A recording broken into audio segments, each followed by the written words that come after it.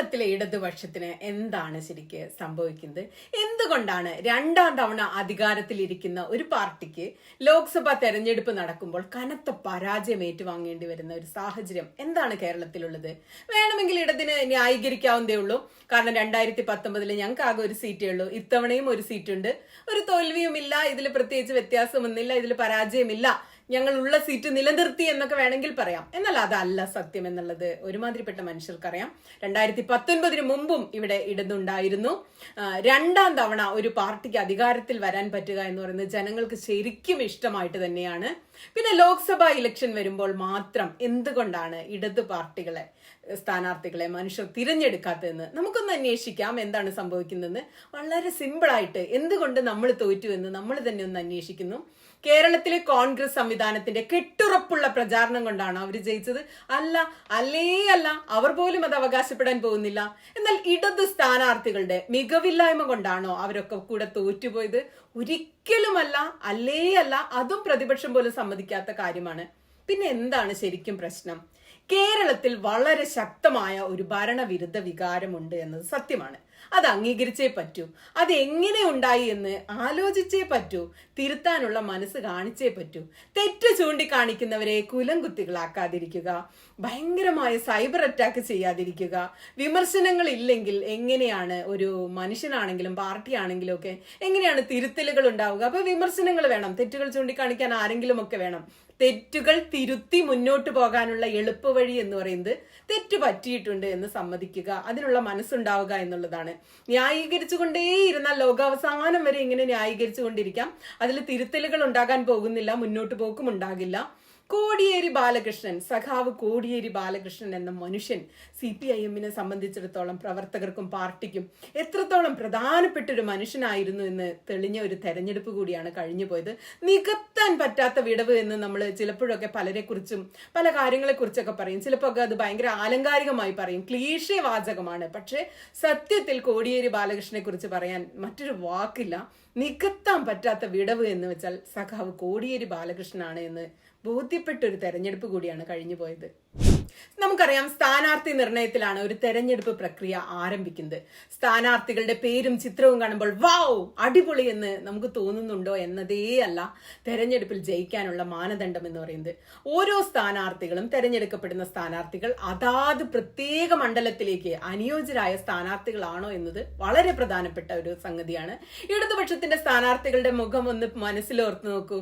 എല്ലാവരുടെ പേരും ഫോട്ടോയും ബയോഡേറ്റയും പ്രവർത്തന പരിചയവും അവർ ഇത്രയും കാലം ചെയ്ത കാര്യങ്ങളും ഒക്കെ ഓർത്ത് നോക്കുമ്പോൾ, അല്ലെങ്കിൽ നമ്മൾ താരതമ്യം ചെയ്യുന്ന വളരെ മികച്ച സ്ഥാനാർത്ഥികളായിരുന്നു 20 പേരും. എന്നാൽ അവരിൽ മിക്കവാറും പേര് അവർ മത്സരിച്ച മണ്ഡലത്തിലേക്ക് പറ്റിയ സ്ഥാനാർത്ഥികളായിരുന്നില്ല എന്നതാണ് സത്യം.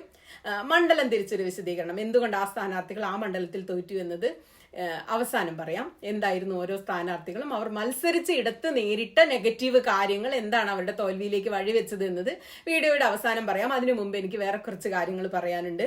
ഭരണവിരുദ്ധ വികാരം അങ്ങനൊന്ന് ഭയങ്കര ശക്തമായിട്ട് രണ്ടാം പിണറായി സർക്കാരിനോട് ജനങ്ങൾക്കുണ്ട് എന്നതാണ് യാഥാർത്ഥ്യം. ഒന്നാം പിണറായി സർക്കാരിനോട് തന്നെയാണ് ഈ രണ്ടാം പിണറായി സർക്കാർ മത്സരിക്കുന്നത്, അല്ലാതെ UDFന്റെ ഏതെങ്കിലും സർക്കാരുകളോടൊന്നുമല്ല.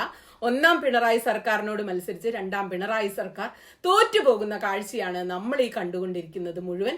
ഭരണവിരുദ്ധ വികാരമുള്ളത് പ്രതിപക്ഷത്തിന് മാത്രമല്ല, പാർട്ടിയോട് വെറുപ്പുള്ളവർക്ക് മാത്രമല്ല, അകൽച്ചയുള്ളവർക്ക് മാത്രമല്ല, രണ്ടാം പിണറായി സർക്കാരിന് വേണ്ടി അധികാരത്തിലേറാൻ വോട്ട് ചെയ്ത് അധികാരത്തിലേറ്റിയ ജനങ്ങൾക്കും അനുഭാവികൾക്കും ഒക്കെ പ്രശ്നമുണ്ട്. അതിന്റെ കാരണങ്ങൾ ലിസ്റ്റ് ചെയ്ത് 1, 2, 3 എന്ന് പറഞ്ഞ് തന്നെ പറയാനുള്ള ഒരു ശ്രമമാണ് ഈ വീഡിയോ. ഒന്നാമത്തേത് പോലീസാണ്. സത്യത്തിൽ ഇടത് സർക്കാരിന്റെ 1 നമ്പർ ശത്രു എന്ന് പറയുന്നത് കേരള പോലീസാണ്. ഏതെല്ലാം രീതിയിലാണ് കേരള പോലീസ് ഇവിടുത്തെ ജനങ്ങളെ ദ്രോഹിക്കുന്നതും വെറുപ്പിക്കുന്നതും പേടിപ്പിക്കുന്നതും ഏകപക്ഷീയമായി ജനങ്ങളെ പീഡിപ്പിക്കുന്നതും എന്ന് തുടങ്ങി ഇവിടെ ഒരു പോലീസ് മന്ത്രി ഉണ്ടോ എന്ന് എല്ലാ ദിവസവും ജനങ്ങളെ കൊണ്ട് നിരന്തരം പറയിപ്പിക്കുന്ന, ചോദിപ്പിക്കുന്ന ഒരു അടിപൊളി പോലീസാണ് നമുക്ക് ഇന്ന് ഭരണത്തിൽ ഇരിക്കുന്ന പോലീസ്, രണ്ടാം പിണറായി സർക്കാരിന്റെ പോലീസ്. ഇത് പറയാൻ എനിക്ക് സത്യത്തിൽ ഭയമുണ്ട്. ഞാൻ പേടിച്ചുകൊണ്ടാണ് ഇത് പറയുന്നത്. കാരണം ആരെങ്കിലും പോലീസിനെ വിമർശിച്ചാലുടൻ അവർക്കെതിരെ മുമ്പെങ്ങാനും അല്ലെങ്കിൽ ആരെങ്കിലും കൊടുത്തിട്ടുള്ള വല്ല വള്ളിക്കേസും ഉണ്ടോ എന്നൊക്കെ അന്വേഷിച്ച് പിടിച്ച് അതിലൊക്കെ FIR ഇട്ട് നമ്മളെയൊക്കെ അതിൽ പ്രതിയാക്കി പിന്നെ പ്രതിസ്ഥാനത്ത് നിർത്തി പീഡിപ്പിക്കുന്നവർ കൂടിയാണ് കേരള പോലീസ് എന്ന് എനിക്ക് അഭിപ്രായമുണ്ട്. പേടിയുണ്ട് എനിക്കിത് സത്യത്തിൽ പറഞ്ഞാൽ. കാരണം പെട്ടാൽ പെട്ടത് തന്നെയാണ്. നമ്മളിപ്പോൾ അങ്ങനെ വല്ല കേസിലും പെട്ടിട്ട് ആരോടെങ്കിലും നമ്മൾ ഇക്കാര്യത്തിൽ ഒരു സംശയം തേടുകയാണ് വിചാരിക്കുക, ഒരു സഹായം തേടുക, എന്നെ ഒന്ന് സഹായിക്കണം, ഞാൻ അതിൽ പ്രതിയല്ല എന്ന് പറഞ്ഞാൽ എന്ത് പറയും? നിങ്ങൾ പ്രതിയല്ല എന്ന് നിങ്ങൾക്ക് ഉറപ്പുണ്ടെങ്കിൽ നിങ്ങൾ കോടതിയിൽ പോയി അഗ്നിശുദ്ധി തെളിയിച്ച് തിരിച്ചു വാന്ന് പറയും. അതല്ലേ ഹീറോയിസം എന്ന് നമ്മളോട് ചോദിക്കും. അതെ, അത് തന്നെയാണ് ഹീറോയിസം. പക്ഷെ ഒന്ന് ആലോചിച്ച് നോക്കൂ, ഈ കോടതിയിലൊക്കെ പോയി കേസ് തെളിയിക്കാൻ ആവശ്യമായ പൈസ, അധ്വാനം, സമയം, മാനസിക വിഷമം, ഇതൊക്കെ ആര് നികത്തും? ഇതൊന്നും ഹീറോയിസ് അല്ലല്ലോ. ഇതെങ്ങനെ കിട്ടും? അതുകൊണ്ട് എളുപ്പം എന്ന് പറയുന്നത് കേരള പോലീസിനെ കുറ്റം പറയാതിരിക്കലാണ്. സംഘപരിവാർ നൽകുന്ന പരാതികളിലെല്ലാം കേരള പോലീസ് ഉടനടി നടപടിയെടുക്കുന്നു എന്നും അല്ലാത്തവർ നൽകുന്ന പരാതികളിൽ, സംഘപരിവാറുകാർക്കെതിരെ നൽകുന്ന പരാതികളിൽ ഒരു നടപടിയും ഉണ്ടാകുന്നില്ല എന്നും ഇരട്ട നീതിയാണ് ഈ നാട്ടിൽ നിലനിൽക്കുന്നതെന്നും വ്യാപകമായ ആരോപണം പൊതുജനങ്ങൾക്ക് പോലീസിനെ കുറിച്ചുണ്ട്. ഇത് സത്യമാണെങ്കിലും അല്ലെങ്കിലും അത് പകുതിയോളം ജനങ്ങൾ വിശ്വസിക്കുന്നുണ്ട് എന്നതാണ് സത്യം. കേരള പോലീസ് ഭരിക്കുന്നത് ഇടതു സർക്കാർ അല്ലെന്നും പോലീസിൽ സംഘപരിവാറിന്റെ സ്വാധീനം വളരെ വലിയ തോതിലുണ്ടെന്നും പോലീസിന്റെ മേലെ സർക്കാരിനൊരു കൺട്രോൾ ഇല്ല എന്നും എന്തോ കാരണം കൊണ്ട്, എനിക്ക് അറിഞ്ഞൂടാ കാരണം എന്താന്ന്, ജനങ്ങൾ വിശ്വസിക്കുന്നുണ്ട്. അത് ക്ലിയർ ചെയ്യേണ്ടത് സർക്കാർ തന്നെയാണ്, പാർട്ടിയാണ്. ആഭ്യന്തര വകുപ്പ് എന്ന് പറയുന്നത് ഒരു നാഥനില്ലാ കളരിയാണെന്ന് ജനങ്ങൾ വിശ്വസിക്കുന്നുണ്ട്. ജനങ്ങളുടെ വിശ്വാസം വീണ്ടെടുക്കാൻ ആവശ്യമായത് സർക്കാർ അടിയന്തരമായി ചെയ്യേണ്ടതുണ്ട്. ഇത് പറഞ്ഞാൽ എന്റെ പേരിൽ കേസൊന്നും വരില്ല എന്ന് വിശ്വസിക്കുകയാണ് ഞാൻ കേട്ടോ. എന്നെ വെറുതെ വിട്ടേക്കണേ. രണ്ടാമത്തെ കാരണം, സർക്കാരിൽ സാധാരണ ജനങ്ങൾക്കുള്ള വിശ്വാസം നഷ്ടപ്പെടാനുള്ള ഒരു രണ്ടാമത്തെ കാരണം വീണ വിജയനെതിരെ നിരന്തരം ഉയർന്നുകൊണ്ടിരിക്കുന്ന ആരോപണങ്ങളും അതിനോട് പാർട്ടി സ്വീകരിക്കുന്ന ചില നിലപാടുകളൊക്കെയാണ്. ആരോപണങ്ങൾ, വീണ വിജയനെതിരെയുള്ള ആരോപണങ്ങൾ ഉയരുമ്പോൾ ചില സമയത്ത് പാർട്ടി പറയും വീണയ്ക്ക് അങ്ങനെ പാർട്ടിയുമായി നേരിട്ട് ബന്ധമൊന്നുമില്ല, വീണ പാർട്ടി മെമ്പർ അല്ല എന്ന് പറയും. വീണ ഒരു സ്വതന്ത്ര വ്യക്തിയാണെന്ന് ഉള്ള നിലപാടെടുക്കും. എന്നാൽ അതോടൊപ്പം തന്നെ ചില മുതിർന്ന നേതാക്കൾ വരെ വന്ന്, വലിയ മുതിർന്ന നേതാക്കൾ വന്ന് വീണയെ ന്യായീകരിക്കുന്നത് നമ്മൾ അതേസമയം തന്നെ കാണും. അതോടെ ജനങ്ങൾക്ക് ഭയങ്കര കൺഫ്യൂഷൻ ആവുകയാണ്. വീണയെ നമ്മൾ എങ്ങനെയാണ് കാണേണ്ടത്? മുഖ്യമന്ത്രിയുടെ മകളായതുകൊണ്ട് പീഡിപ്പിക്കപ്പെടുന്ന, പ്രതിപക്ഷത്താൽ ആക്രമിക്കപ്പെടുന്ന ഒരു മകൾ എന്ന രീതിയിൽ നമ്മൾ വീണയെ സഹതാപത്തോടു കൂടിയും സ്നേഹത്തോടു കൂടിയും കാരുണ്യത്തോടു കൂടിയും കാണണോ?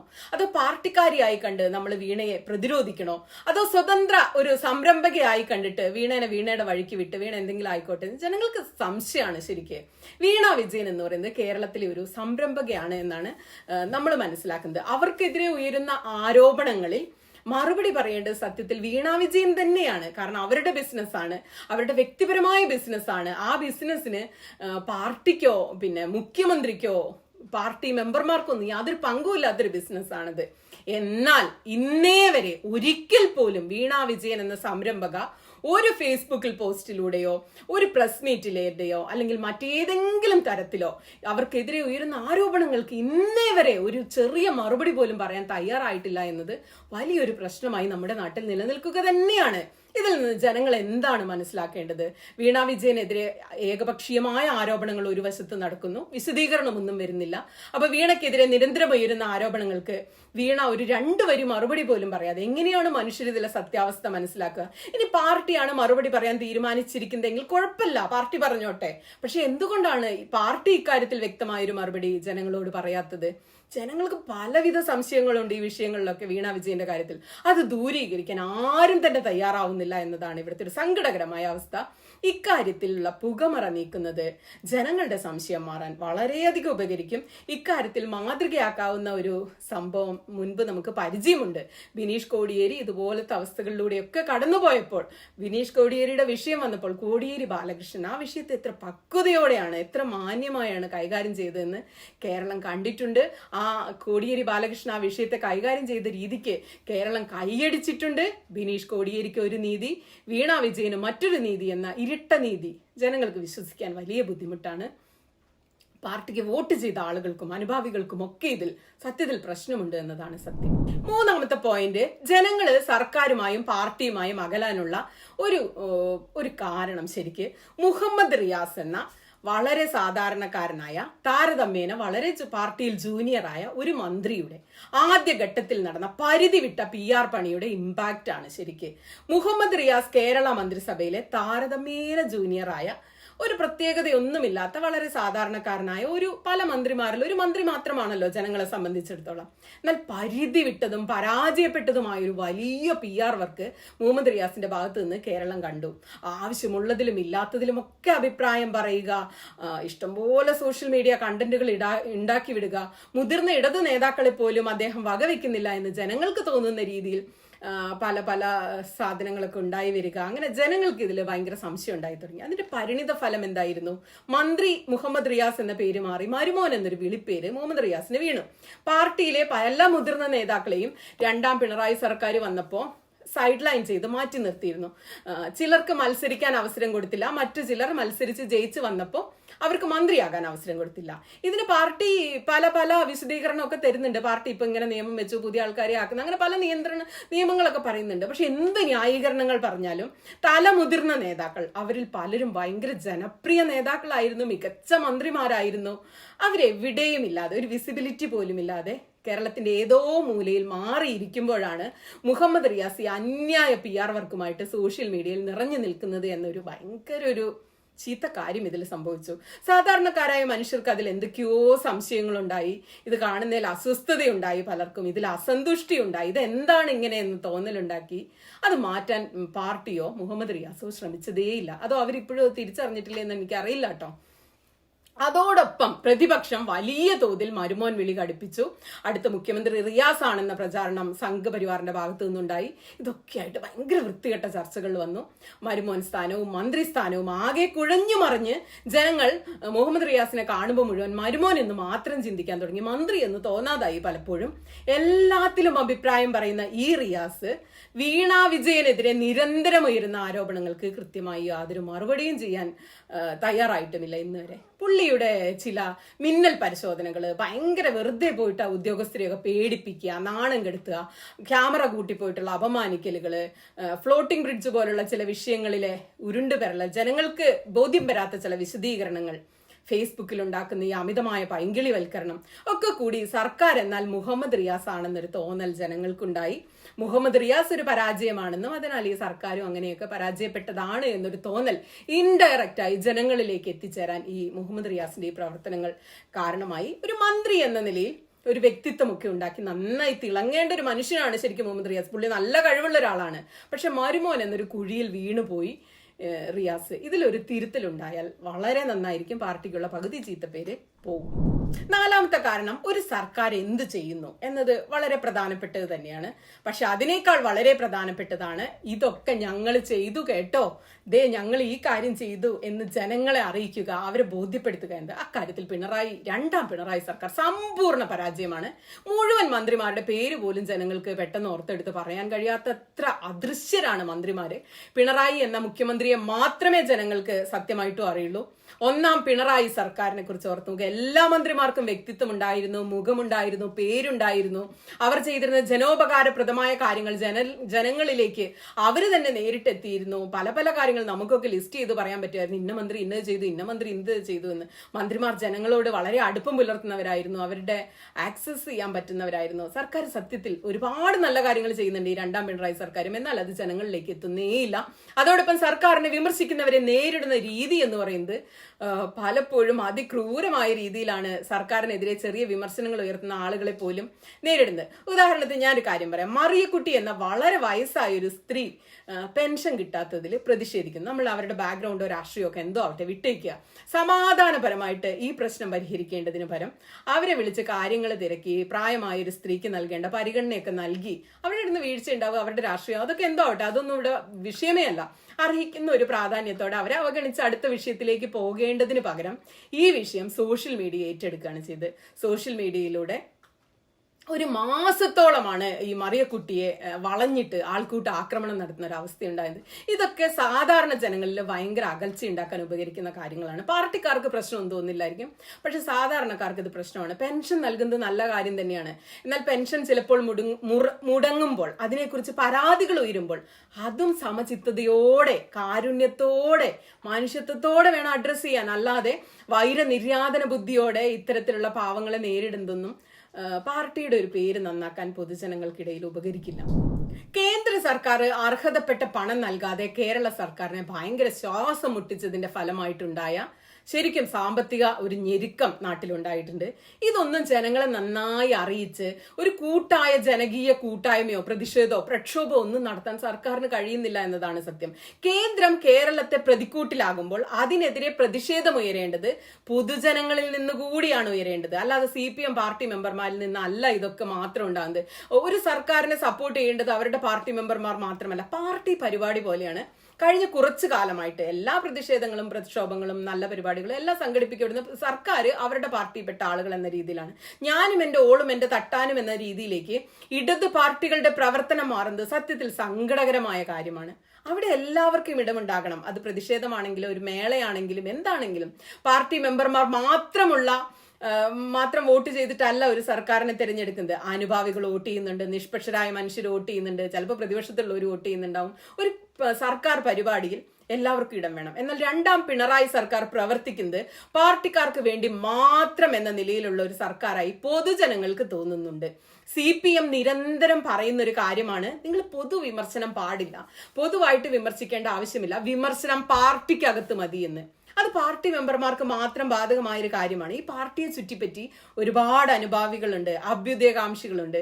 ഈ കൂടെ നിൽക്കുന്നവരൊക്കെ എവിടെയാണ് അഭിപ്രായം പറയുക? അവർക്ക് ഏത് പാർട്ടി സ്പേസ് ആണുള്ളത്? പാർട്ടി ഫോറമല്ല, പൊതുസ്ഥലേ ഉള്ളൂ. പൊതുവായിട്ട് ഒരു ചെറിയ വിമർശനം ഉന്നയിക്കുന്നവരെ പോലും, ഇത്ര വലിയ വിമർശനം ഒന്നല്ല, കുഞ്ഞൊരു വിമർശനം ഉന്നയിക്കുന്നവരെ പോലും കൂട്ടമായി ആക്രമിക്കുകയും പരിഹസിക്കുകയും തകർക്കുകയും പിന്നെ സാമൂഹിക ഭ്രഷ്ട് കൽപ്പിക്കുകയും ഒക്കെ ചെയ്യുന്ന ഒരു കാഴ്ച സോഷ്യൽ മീഡിയയിൽ ഒരു നിത്യ സംഭവമാണ്. ഇതൊരു സാധാരണ സംഭവമായി മാറിയിട്ടുണ്ട്. ഇപ്പൊ ആരും അതിനെതിരെ പ്രതികരിക്കാറ് പോലുമില്ല. സ്വാഭാവികമായും ജനങ്ങൾക്കിത് അവരുടെ പാർട്ടി, അവരുടെ സർക്കാർ എന്ന തോന്നൽ വരുന്നു. നമുക്ക് അവിടെ ഇടമില്ല എന്നൊരു തോന്നൽ സാധാരണക്കാർക്ക് ഇടയിൽ ഉണ്ടായിട്ടുണ്ട്. ജനങ്ങൾ സർക്കാരിൽ നിന്നും അകന്നു പോയിക്കൊണ്ടേയിരിക്കുകയാണ്. 6 മാധ്യമങ്ങളോടുള്ള പാർട്ടിയുടെയും സർക്കാരിന്റെയും ഒരു രീതി പൂർണ്ണമായും തെറ്റിപ്പോകുന്നതായിട്ടാണ് നമ്മൾ പലപ്പോഴും കാണുന്നത്. കേരളത്തിലെ മിക്കവാറും എല്ലാ മാധ്യമങ്ങളും പിണറായി വിജയൻ എന്ന മനുഷ്യനോടും സർക്കാരിനും CPIM-നും പൂർണ്ണമായും എതിരാണ് എന്ന സത്യം അല്ലെങ്കിൽ യാഥാർത്ഥ്യം ഉൾക്കൊണ്ട് മനസ്സിലാക്കിക്കൊണ്ട് തന്നെയാണ് ഞാനിത് സംസാരിക്കുന്നത്. മീഡിയ മാനേജ്മെന്റ് എന്ന് പറഞ്ഞാൽ എന്താണ്? മാധ്യമ ബഹിഷ്കരണം എന്നാണോ മീഡിയ മാനേജ്മെന്റ് എന്ന് വെച്ചാൽ അർത്ഥം? അല്ല. ഫുൾ ടൈം അവരെ സോഷ്യൽ മീഡിയയിലൂടെ പച്ചത്തെറി പറഞ്ഞുകൊണ്ടിരിക്കുന്നതേ അല്ല മീഡിയ മാനേജ്മെന്റ് എന്ന് പറയുന്നത്. മാധ്യമങ്ങൾക്ക് ജനങ്ങളിലേക്ക് എത്താൻ കഴിയുന്ന നല്ല ഒരു മീഡിയം അവരുടെ കയ്യിലുണ്ട്. എല്ലാ മാധ്യമങ്ങളുടെ കയ്യിലുണ്ട്. അത് ഏഷ്യാനെറ്റ് ആണെങ്കിലും മനോരമയാണെങ്കിലും 24 ആണെങ്കിലും ആ സ്പേസ് എങ്ങനെ ബുദ്ധിപരമായി ഉപയോഗിക്കാം എന്നതാണ് വിവേകമുള്ള ഒരു പാർട്ടിയും സർക്കാരും പാർട്ടി അണികളും ചെയ്യേണ്ടത്. അല്ലാതെ മുഴുവൻ സമയവും മുഴുവൻ മാധ്യമ പ്രവർത്തകരെയും ഇങ്ങനെ ശത്രുപക്ഷത്ത് നിർത്തിക്കൊണ്ട് നിരന്തരം അവർക്കെതിരെ ഒരു പോരാട്ടം യുദ്ധവും നയിച്ചുകൊണ്ട് പോവുക എന്ന് പറയുന്നതിന് മീഡിയ മാനേജ്മെന്റ് അത് നല്ല രീതിയാണ് എനിക്ക് തോന്നുന്നില്ല. നല്ല തോതിൽ സർക്കാരിന് തിരിച്ചടിയായിട്ടുള്ള ഒരു കാര്യമാണ് ഈ മാധ്യമങ്ങളെ കൈകാര്യം ചെയ്യുന്ന രീതി. സർക്കാർ ചെയ്യുന്ന നല്ല കാര്യങ്ങൾ, ജനക്ഷേമ പ്രവർത്തനങ്ങൾ, ഇതൊന്നും കാര്യക്ഷമമായിട്ട് ജനങ്ങളിൽ എത്തിക്കാൻ ഇപ്പോൾ യാതൊരു വഴിയും സർക്കാരിന്റെ കയ്യിൽ ഇല്ല എന്നതാണ് ഇതുകൊണ്ട് വന്നിട്ടുള്ള ഏറ്റവും വലിയൊരു ബുദ്ധിമുട്ട്. കൈരളിയും ദേശാഭിമാനിയും മാത്രം അല്ലെങ്കിൽ അല്ലറ ചില്ലറ സോഷ്യൽ മീഡിയ ഇടപെടലും കൊണ്ട് മാത്രം ജനങ്ങളിലേക്ക് എത്താൻ കഴിയില്ല. അത് പാർട്ടിക്കാരിലേക്ക് മാത്രമാണ് ഈ സാധനങ്ങൾ എത്തുന്നത്. മുഖ്യധാര മാധ്യമങ്ങളെ ശത്രുപക്ഷത്ത് നിർത്തിക്കൊണ്ട് എങ്ങനെയാണ് മുഖ്യധാര മനുഷ്യരിലേക്ക് കാര്യങ്ങൾ എത്തിക്കാൻ പിന്നെ ആ രീതി അവസാനിപ്പിക്കുന്നത് സർക്കാരിന് ഗുണമേ ചെയ്യൂ. രാഷ്ട്രീയത്തിൽ സ്ഥിരം ശത്രുക്കളും മിത്രങ്ങളും ഇല്ല എന്ന് പറയുന്നത് പോലെ മാധ്യമങ്ങളിലും അങ്ങനെയൊക്കെ തന്നെയാണ്. സ്ഥിരം ശത്രുക്കളും മിത്രങ്ങളും ഒന്നുമില്ല. ഇതൊന്ന് പ്രാവർത്തികമാക്കിയാൽ നല്ലതായിരിക്കും. സഖാവ് കോടിയേരിയെ മിസ് ചെയ്യുന്നത് ഇത്തരം സന്ദർഭങ്ങളിലൊക്കെയാണ്. അദ്ദേഹം നല്ലൊരു അടിപൊളി മീഡിയ മാനേജ്മെന്റ് നടത്തിയിരുന്ന ആളായിരുന്നു. ഈ മാധ്യമങ്ങളുടെ കാര്യം പറഞ്ഞ 7ാമത്തെ പോയിന്റ്, മാധ്യമങ്ങളുടെ കാര്യം പറഞ്ഞ പോലെ തന്നെയാണ് രാഷ്ട്രീയ എതിരാളികളെ പലപ്പോഴും കൈകാര്യം ചെയ്യുന്ന ഒരു രീതി. അത് ജനങ്ങളെ നന്നായിട്ട് ആശയക്കുഴപ്പത്തിലാക്കുന്നുണ്ട്. കുറെ രാഷ്ട്രീയ എതിരാളികളെ സ്ഥിരം ഒരു ലിസ്റ്റ് ഉണ്ടാക്കിയിട്ട് സാമൂഹ്യ മാധ്യമങ്ങൾ വഴി അവരെ നിരന്തരം ആക്രമിക്കുകയും പരിഹസിക്കുകയും പുച്ഛിക്കുകയും കളിയാക്കുകയും ഒക്കെ ചെയ്യുന്ന ഒരു പട്ടി വില കൊടുക്കുന്ന ഒരു രീതിയാണ് ഇപ്പൊ കണ്ടുകൊണ്ടിരിക്കുന്നത്. അതൊരു പരിധി വരെ രസകരമായിരിക്കാം. പക്ഷേ ഈ പരിധി ആരാണ് നിശ്ചയിക്കുന്നത്?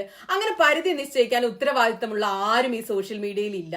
അപ്പൊ അതെന്തായി മാറും? ആൾക്കൂട്ട ആക്രമണമായി മാറും, പച്ചത്തെറി വിളിക്കലായി മാറും. ഭയങ്കര മലീമസമായ രീതിയിലേക്ക് കാര്യങ്ങൾ പോകുമ്പോൾ ആളുകൾ കാണുമ്പോൾ ഇതിലെ നെല്ലും പതിരും ഒന്നും വേർതിരിച്ചറിയില്ല. ആരാണ് തെറ്റ്, ആരാണ് ശരി, മറ്റവൻ ഇത്രയൊക്കെ ആക്രമിക്കപ്പെടാനുള്ള എന്തെങ്കിലും വൃത്തികേട് ചെയ്തു, ഇതൊന്നും നോക്കിയിട്ട് ആര് തെറ്റ് ആര് ശരി എന്നൊന്നും നോക്കിയിട്ടല്ല ആളുകൾ ഇതിൽ മനസ്സിലാക്കുന്നത്. പകരം കൂടുതൽ ആക്രമിക്കപ്പെടുന്നവർക്കൊപ്പം നിൽക്കുകയാണ് മനുഷ്യർ ചെയ്യുക. പരിധി വിട്ട പരിഹാസം, പുച്ഛം, ആക്രമണം, തെറിവിളി, രാഷ്ട്രീയ എതിരാളികളെ എങ്ങനെ നേരിടണം എന്നതിന് വളരെ നല്ലൊരു മാതൃക ഞാൻ ഇന്നലെയും മിഞ്ഞാന്നുമായി ഡോക്ടർ തോമസ് ഐസക്കിന്റെ സഖാവ് ഡോക്ടർ തോമസ് ഐസക്കിന്റെ ഫേസ്ബുക്കിൽ കണ്ടു. അദ്ദേഹത്തിന്റെ ഈ ഫേസ്ബുക്ക് പോസ്റ്റുകളൊക്കെ നോക്കൂ. അദ്ദേഹത്തെ വിമർശിച്ച രണ്ട് വ്യക്തികൾക്ക്, രണ്ട് രാഷ്ട്രീയ പാർട്ടികൾക്ക് അദ്ദേഹം നൽകിയ മറുപടിയാണ്. ഇതാണ് ശരിക്കും നല്ല രീതി. എത്ര എഫക്റ്റീവ് ആയിട്ടാണ് ആ മറുപടികൾ. അതിൽ പറയേണ്ട കാര്യങ്ങൾ പറഞ്ഞിട്ടുണ്ട്. അനാവശ്യമായ പുച്ഛമില്ല, വാഴാ പ്രയോഗങ്ങളില്ല. അതിന് പകരം പലപ്പോഴും മന്ത്രിമാർ പോലും MLA മാർ പോലും സാമാന്യ നിലവാരം വിട്ട്, മാന്യത വിട്ട് സോഷ്യൽ മീഡിയയിൽ ഇടപെടുന്നത് കാണുമ്പോൾ മനുഷ്യർക്ക് അവരുടെ മനസ്സിലെ വിഗ്രഹങ്ങളൊക്കെ ഉടഞ്ഞതായിട്ട് നല്ല വിഷമം തോന്നും. ഒരു മിനിമം മര്യാദ എല്ലാ മനുഷ്യരുടെ അടുത്തും സാധാരണ മനുഷ്യർ പ്രതീക്ഷിക്കുന്നുണ്ട്. അവരകന്നു പോകും പാർട്ടിയിൽ നിന്ന്. എട്ടാമത്തെ ഒരു പോയിന്റ്, ലോക്സഭാ തെരഞ്ഞെടുപ്പിന് തൊട്ടു മുമ്പാണ് ഇവിടെ ഒരു നവകേരള യാത്ര സർക്കാർ നടത്തിയത്. നവകേരള യാത്രയാണ്, നവ ഇന്ത്യ യാത്രയൊന്നല്ല. അതിന് തൊട്ട് പിന്നാലെ ഇലക്ഷൻ പ്രഖ്യാപിക്കുമ്പോൾ ഉടനെ വരുന്ന ഒരു മുദ്രാവാക്യം എന്ന് പറയുന്നത് ഇടതില്ലെങ്കിൽ ഇന്ത്യയില്ല എന്നൊരു വലിയ മുദ്രാവാക്യമായിട്ടാണ് ഇടത് ഈ തെരഞ്ഞെടുപ്പിനെ നേരിടാൻ എത്തുന്നത്. ഇടതില്ലെങ്കിലും ഇന്ത്യയുണ്ട് എന്ന് ഇവിടുത്തെ ജനങ്ങൾക്കറിയാം. അത് കഴിഞ്ഞ കുറെ കാലമായിട്ട് മനുഷ്യർ കണ്ടുകൊണ്ടിരിക്കുന്ന കാര്യമാണ്. അപ്പൊ എന്തുകൊണ്ട് ഇടതില്ലെങ്കിൽ ഇന്ത്യ ഇല്ല എന്ന് വിശദീകരിച്ച് ജനങ്ങളെ പഠിപ്പിക്കേണ്ടതുണ്ടല്ലേ? അത് വിശദീകരിക്കുന്നതിൽ പാർട്ടി പൂർണ്ണമായും പരാജയപ്പെടുകയാണ് ചെയ്തത്. ദേശീയ രാഷ്ട്രീയത്തിൽ ഇടതിന്റെ പ്രസക്തി എന്താണ് എന്ന് നിലവിലെ MP-മാരെ എടുത്തു പോലും വിശദീകരിക്കാൻ പാർട്ടിയോ അണികളോ എഫക്റ്റീവായിട്ട് ചെയ്തില്ല. അത് ജനങ്ങളിലേക്ക് എത്തിച്ചില്ല. ജോൺ ബ്രിട്ടാസ് എന്ന ഒരു CPM-ന്റെ MP-യുടെ പ്രവർത്തനങ്ങൾ മാത്രമാണ് കേരളത്തിലെ ജനങ്ങൾ വല്ലപ്പോഴും ഒരു MP എന്ന നിലയിൽ കാണുന്നത്. സീതാറാം യെച്ചൂരിയെ പോലെയുള്ള ദേശീയ നേതാക്കൾ വീട്ടിലിരിക്കുകയാണ്. അവരെ പോലും രാജ്യസഭയിലേക്ക് നമ്മൾ വിട്ടിട്ടില്ല. സീതാറാം യെച്ചൂരി പുറത്തിരിക്കുകയും വേറെ ആരെയൊക്കെയോ രാജ്യസഭയിലൊക്കെ വിട്ട് അവർ ഒരു മികച്ച പ്രവർത്തനവും കാഴ്ചവെക്കാതിരിക്കുക, അതൊക്കെ ജനങ്ങൾ കാണുന്നുണ്ട്. ലോക്സഭയിലും രാജ്യസഭയിലും ഇടത് MP-മാർ ചെയ്യുന്ന കാര്യങ്ങൾ ജനങ്ങളിലേക്ക് എത്തുന്ന വിധത്തിൽ ആരും ഒരു പരിപാടി ഇവിടെ ചെയ്യുന്നില്ല എന്നതാണ് സത്യം. വിശദീകരിക്കുന്നേയില്ല.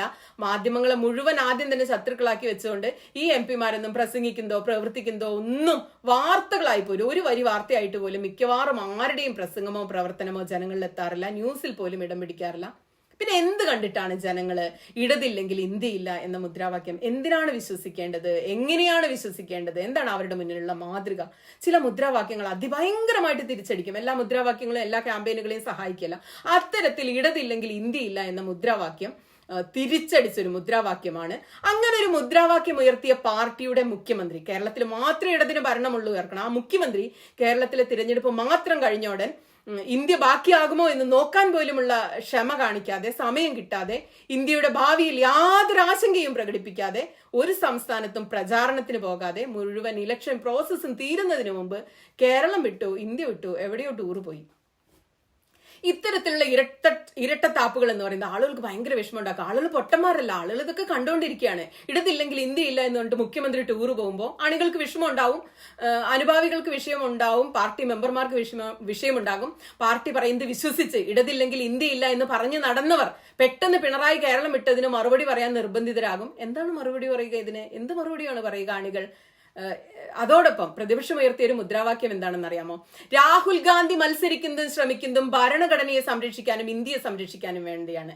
ഇടത് പരിശ്രമിക്കുന്നത് സ്വന്തം ചിഹ്നം നിലനിർത്താൻ വേണ്ടിയാണെന്ന് വലിയ പ്രചാരണം പ്രതിപക്ഷം കെട്ടഴിച്ചു വിട്ടു. അത് ആളുകളിലേക്ക് സത്യത്തിൽ നല്ല രീതിയിൽ എത്തിയപ്പോൾ വിപരീത ഫലമുണ്ടായി.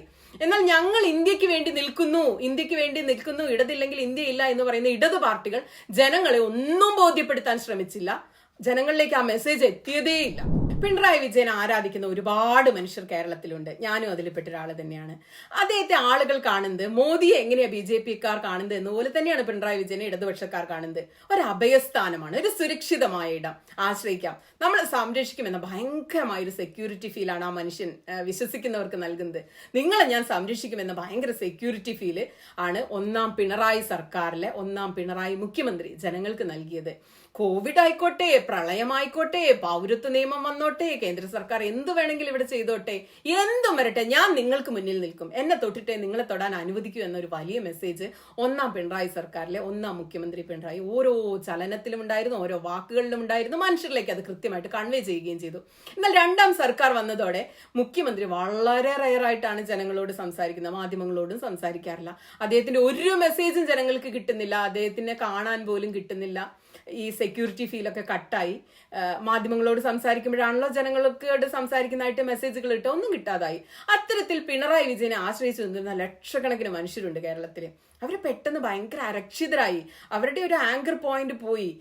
അത് അവരെ ഭയങ്കര അരക്ഷിതരും നിരാശ്രയരും ഒക്കെ ആക്കി തകർത്ത് കളഞ്ഞിട്ടുണ്ടാവും. ശരിക്കും മെല്ലെ മെല്ലെ അവരെന്ത് ചെയ്യും, വേറെ ഏതെങ്കിലുമൊക്കെ അഭയസ്ഥാനം തേടിപ്പോകും. എന്തായാലും എല്ലാവർക്കും ഒരു ആങ്കർ പോയിന്റ് വേണം. അങ്ങനെ ആങ്കർ പോയിന്റിലൊക്കെ തന്നെയാണ് സാധാരണ മനുഷ്യരൊക്കെ ജീവിച്ചു പോകുന്നത്. അപ്പോ പിണറായിൽ നിന്ന് കിട്ടാത്ത സുരക്ഷിതത്വ ബോധം മോദി കിട്ടുമ്പോൾ ചിലർ അങ്ങോട്ട് പോകുന്നുണ്ടാവും. അതുകൊണ്ടായിരിക്കാം BJPയുടെ വോട്ട് ഷെയർ ഇത്രയും കൂടിയത്. തൃശ്ശൂരിൽ അതുകൊണ്ടായിരിക്കാം സുരേഷ് ഗോപി ജയിച്ചത്. മൊത്തത്തിൽ കേരളത്തിൽ വോട്ട് ഷെയർ കൂടിയത് അങ്ങനെയായിരിക്കാം. അല്ലെങ്കിൽ മറ്റു ചിലര് ധ്രുവറാട്ടിയുടെ വീഡിയോ കാണുന്നതിൽ ആശ്രയം കണ്ടെത്തും. അങ്ങനെ സെക്യൂരിറ്റി ഫീൽ എവിടെ കിട്ടുന്ന വെച്ചാൽ അങ്ങോട്ട് പോകും. ചിലർ വിശ്വാസത്തിലേക്ക് പോകും, അമ്പലത്തിലേക്ക് പോകും. പിണറായിയെ ആശ്രയിച്ച് നിന്ന കുറെ മനുഷ്യർ അരക്ഷിതരായി മാറി കേരളത്തിൽ അലഞ്ഞു തിരിഞ്ഞ് നടപ്പുണ്ട് എന്നതാണ് സത്യാവസ്ഥ. അവരൊക്കെ പാർട്ടിയിൽ നിന്ന് അകന്നു പോയിക്കൊണ്ട് ഇരിക്കുക തന്നെയാണ്. 10ാമത്തെ പോയിന്റ് എന്ന് പറയുന്നത് കരുവണ്ണൂർ സഹകരണ ബാങ്ക് തട്ടിപ്പ്. വലിയ വിഷയം തന്നെയാണ് കേരളത്തിലെ ജനങ്ങളെ സംബന്ധിച്ച്.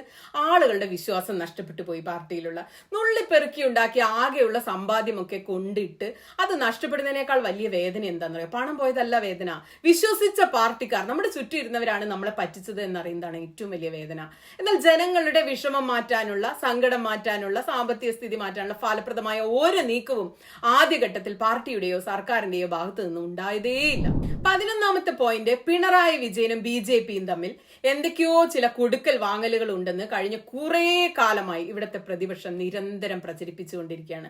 ഓരോ കുഞ്ഞു സംഭവങ്ങൾ ഉണ്ടാകുമ്പോഴും അവർ പറയും, കണ്ടോ ഇത് പിണറായി വിജയനും മോദിയും തമ്മിലുള്ള ഒത്തുകളിയാണ്, കണ്ടോ ഇത് പോലീസും സംഘപരിവാറും തമ്മിലുള്ള ഒത്തുകളിയാണ്. പ്രത്യേകിച്ചും പോലീസുമായി ബന്ധപ്പെട്ട എല്ലാ വിഷയങ്ങളും ഇത്തരം ആരോപണം നിരന്തരം ഉയരുന്നുണ്ട്. എന്നാൽ ഇക്കാര്യത്തിൽ ഒരു വ്യക്തത വരുത്താനോ ജനങ്ങളുടെ സംശയം ദൂരീകരിക്കാനോ പാർട്ടി ഇന്നേ വരെ ശ്രമിച്ചിട്ടില്ല എന്നതാണ് സത്യം.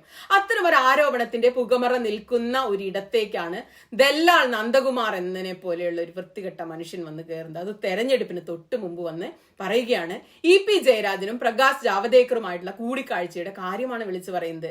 അതിൽ വേറെയും ഗുരുതരമായ ധാരാളം ആരോപണങ്ങൾ ഉണ്ടായിരുന്നു, വളരെ ഗുരുതരമായ ആരോപണങ്ങൾ. ദല്ലാൾ നന്ദകുമാറിന് വിശ്വാസ്യത ഉണ്ടോ ഇല്ലേ എന്നുള്ളതല്ല പ്രശ്നം, ജനങ്ങൾ ഇത് കേൾക്കുകയാണല്ലോ. തെരഞ്ഞെടുപ്പ് ഫലം വരും മുമ്പ് തന്നെ അയാൾ പറയാണ് തൃശ്ശൂർ സീറ്റിൽ ഒരു ഒത്തുകളിയുണ്ട്, BJP അവിടെ ജയിപ്പിക്കും എന്നൊക്കെ ഇയാൾ വന്ന് വിളിച്ചു പറയാണ്. ഫലം വരുമ്പോൾ സംഭവിക്കുകയാണല്ലോ.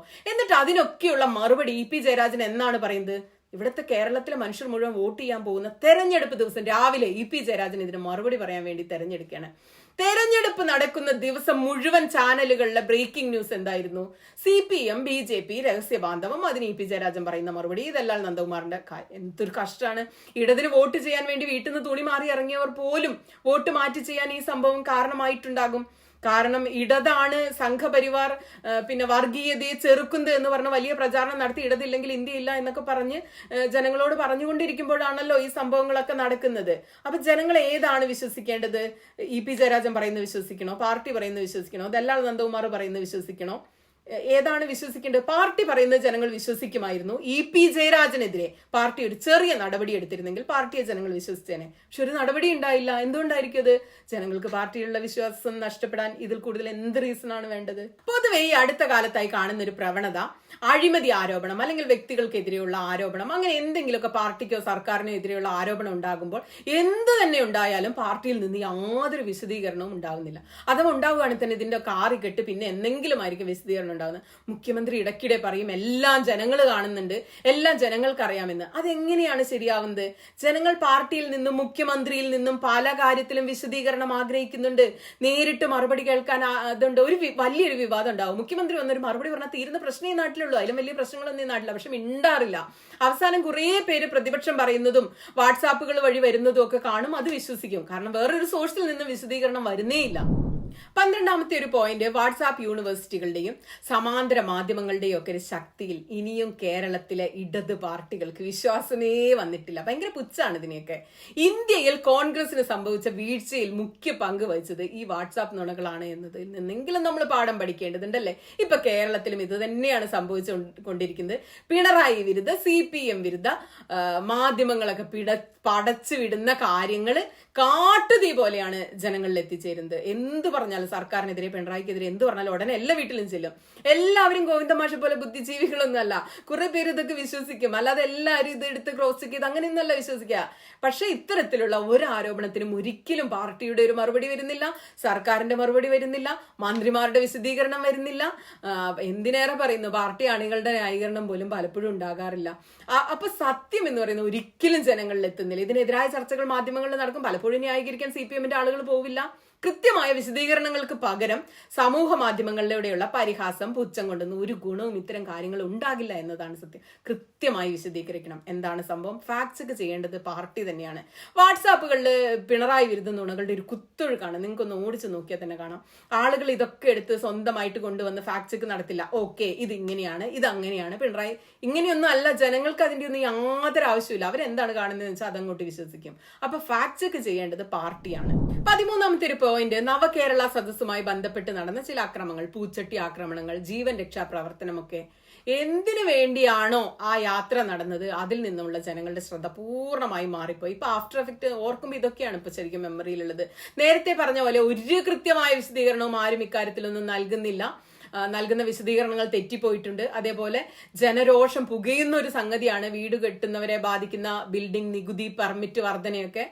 ആരും ജനങ്ങളുടെ പ്രശ്നങ്ങൾ അഡ്രസ് ചെയ്യുന്നില്ല. ജനങ്ങൾക്ക് ഇതിലൊക്കെ ഭയങ്കര രോഷമുണ്ട്, പക്ഷെ ആരും ഇതിനൊന്നും മറുപടി പറയുന്നില്ല, അവരുടെ പ്രശ്നങ്ങൾ അഡ്രസ് ചെയ്യുന്നില്ല. ഭാരത് ജോഡോ യാത്ര പോലുള്ള ഒരു യാത്രയെ രാഷ്ട്രീയ മുദ്രാവാക്യങ്ങൾക്ക് അതീതമായിട്ടുള്ള കോൺഗ്രസിന്റെ ഒരു ശ്രമമായിരുന്നു ഭാരത് ജോഡോ യാത്ര എന്ന് പറയുന്നത്. രാഹുൽ ഗാന്ധി വളരെ ഭംഗിയായിട്ട് ഭാരത് ജോഡോ യാത്ര വഴി യുവ വോട്ടർമാരിലേക്ക് എത്തുകയും അവരെ അംഗീകരിക്കുകയും അവരോട് സംസാരിക്കുകയും സംവദിക്കുകയും ചെയ്ത വിജയകരമായ ഒരു യാത്രയായിരുന്നു ഭാരത് ജോഡോ യാത്ര. BJPയുടെ വർഗീയ ബിസിനസ് താല്പര്യങ്ങൾക്കെതിരെ ജനങ്ങളെ ഒന്നിപ്പിക്കുന്ന ഒരു വലിയ സമരമായി ഭാരത് ജോഡോ യാത്ര മാറി. ഒരു ബാനർ ഇല്ലാത്ത, രാഷ്ട്രീയ പത്രസമ്മേളനങ്ങളില്ലാത്ത ഒരു അടിപൊളി യാത്രയായിരുന്നു. അതിനോട് കമ്പയർ ചെയ്തിട്ടാണ് ആളുകൾ ഈ നവകേരള യാത്രയെ കാണുക. അപ്പൊ അതിൽ വലിയ പ്രശ്നങ്ങളുണ്ട്. പൊതുജനങ്ങൾക്ക് അത് വിശ്വസനീയമായി തോന്നുന്നില്ല. 14ാമത്തെ പോയിന്റ്, മറ്റൊരു വളരെ ഗുരുതരമായ ഒരു പ്രശ്നമുണ്ട്. ഇത് ആദ്യം തന്നെ പറയേണ്ടതായിരുന്നു. മുസ്ലിം പ്രീണനമാണ് പാർട്ടിക്ക് എന്ന് കുറെ ഹിന്ദുമത വിശ്വാസികളും ക്രിസ്ത്യാനികളും പിന്നെ സംഘികളും ക്രിസംഘികളും ആരോപിക്കുന്നു. അവരതിൽ വിശ്വസിക്കുന്നു. ശരിക്കും ആരോപണമല്ല, വിശ്വസിക്കുന്നു. അതേസമയം തന്നെ സംഘപരിവാറുമായി പാർട്ടിയും സർക്കാരും പിണറായി വിജയനും സന്ധി ചെയ്യുന്നു എന്ന് മുസ്ലിങ്ങളും ആരോപിക്കുന്നു. അവരത് വിശ്വസിക്കുന്നു.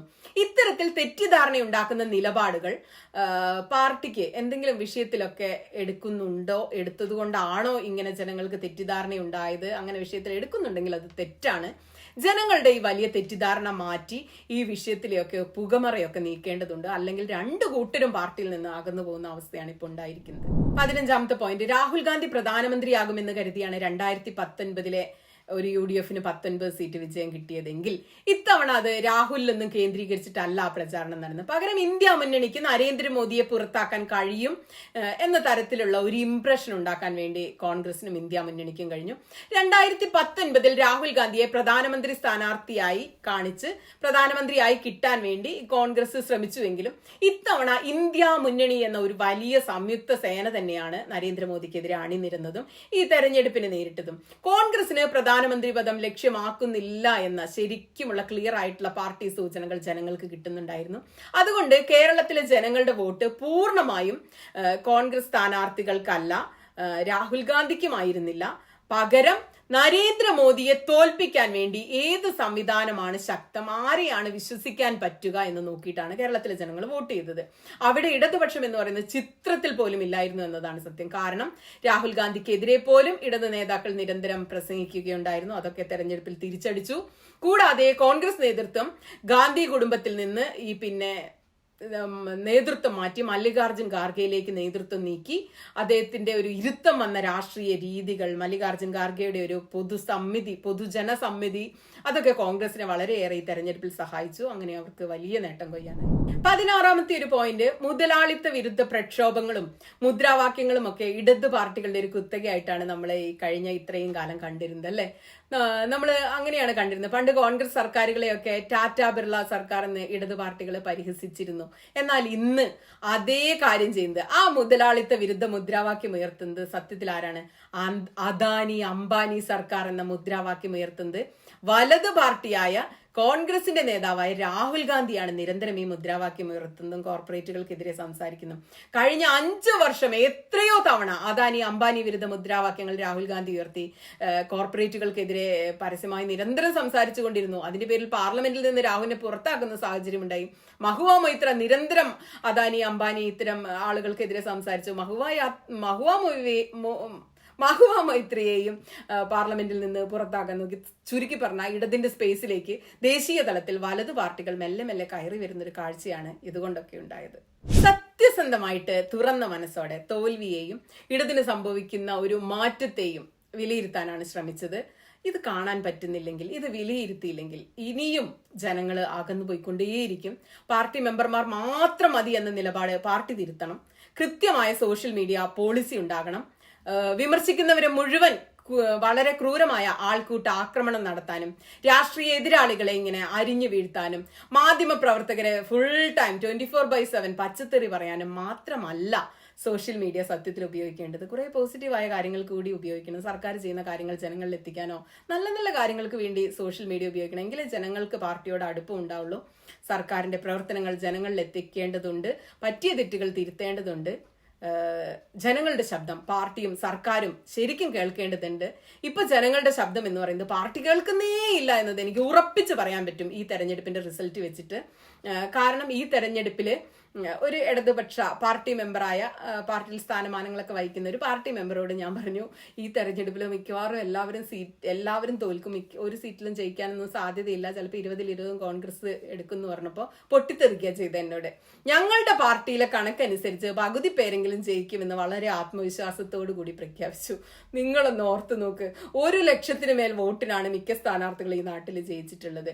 1 ലക്ഷത്തിന് മേൽ വോട്ടിന് തങ്ങൾ തോൽക്കാൻ പോകുന്നു എന്ന് പോലും ഗ്രൗണ്ടിൽ നിന്ന് പണിയെടുക്കുന്ന ഈ പാർട്ടിക്കാർക്ക് അറിയാൻ പറ്റുന്നില്ലെങ്കിൽ അവർക്ക് ജനങ്ങളുമായി സത്യത്തിൽ എന്ത് ബന്ധമാണുള്ളത്? എന്ത് ബന്ധം ജനങ്ങളുടെ? അപ്പൊ അവര് ജനങ്ങൾ പറയുന്നത് കേൾക്കുന്നില്ല അല്ലെ. ഒന്നേ എനിക്കിവിടെ പറയാനുള്ളൂ, ഇടത് ഇവിടെ നിലനിൽക്കണം. ഇടതില്ലെങ്കിൽ ഇന്ത്യ ഇല്ല എന്ന് ഞാൻ ആവർത്തിക്കുകയാണ്. അതിനായി വിമർശനങ്ങൾ കേൾക്കണം, തെറ്റുകൾ പറ്റിയിട്ടുണ്ടെങ്കിൽ തിരുത്തണം. വീഡിയോ ഒരുപാട് നീണ്ടുപോയി, ഇരുന്ന് സംസാരിച്ചിട്ട് കുറെ പോയി. 20 മണ്ഡലങ്ങളിൽ എന്തുകൊണ്ട് സ്ഥാനാർത്ഥികൾ തോറ്റു എന്നൂടെ പറയണമെന്ന് എനിക്കുണ്ടായിരുന്നു. അത് ഞാൻ അടുത്തൊരു വീഡിയോ ആയിട്ട് ചെയ്യാം. നാളെ വീണ്ടും കാണാം.